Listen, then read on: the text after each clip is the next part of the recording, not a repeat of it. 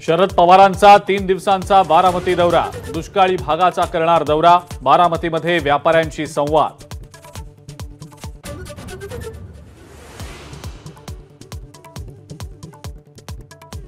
युगेंद्र पवारांना बारामती मतदारसंघातून विधानसभेची उमेदवारी द्या, कार्यकर्त्यांची आग्रही मागणी।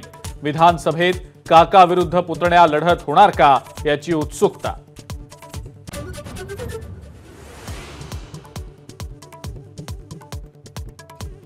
मोदींच्या शपथविधीचं सन्मानपूर्वक निमंत्रण न मिळाल्यामुळे मनसेत अस्वस्थता, राज ठाकरेंनी बोलावली तातडीची बैठक, बैठकीमध्ये नाराजीचा सूर उमटण्याची शक्यता।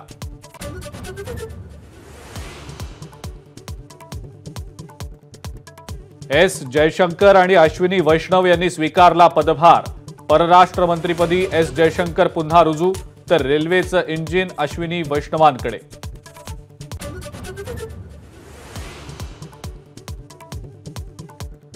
नितीन गडकरींकडे पुन्हा रस्ते वाहतूक खातं, मुरलीधर मोहोळ सहकार खात्याचे राज्यमंत्री, रक्षा खडसेंना क्रीडा आणि युवक कल्याण राज्यमंत्रीपद, तर प्रतापराव जाधवांना आयुष मंत्रालयाचा स्वतंत्र पदभार।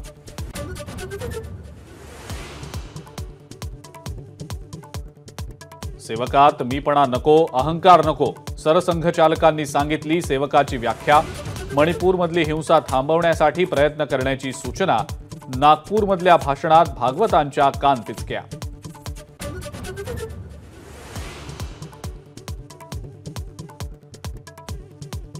मी आणखी 4 महिने राष्ट्रवादीचा प्रदेशाध्यक्ष, नोव्हेंबरनंतर पदावर नसणार, जयंत पाटलांचं सूचक वक्तव्य।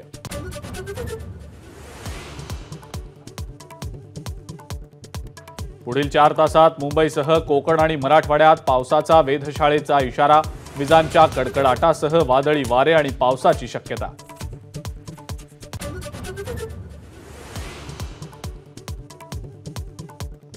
उजनी धरणाची पाणी पातळी 4% वाढली, तर जोरदार पावसामुळे पंढरपूरमधल्या येवती तलाव 2 दिवसात 80% भरला।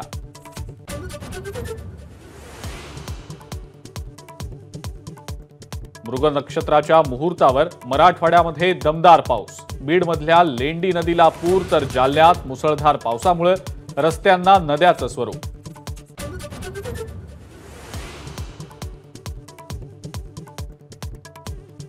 पंधरा जूनपासून एक राज्य एक गणवेश योजनेची अंमलबजावणी, शालेय शिक्षण विभागाचा निर्णय जारी।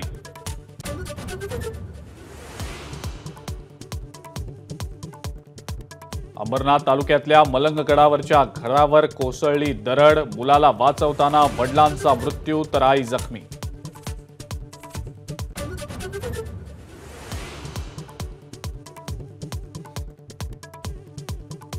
आणि भिवंडी तालुक्यातल्या सरवली एमआयडीसी मधल्या एका कारखान्याला भीषण आग, 7 तासांपासून आगीवर नियंत्रण मिळवण्याचे प्रयत्न सुरू, आगीचं कारण अद्याप अस्पष्ट।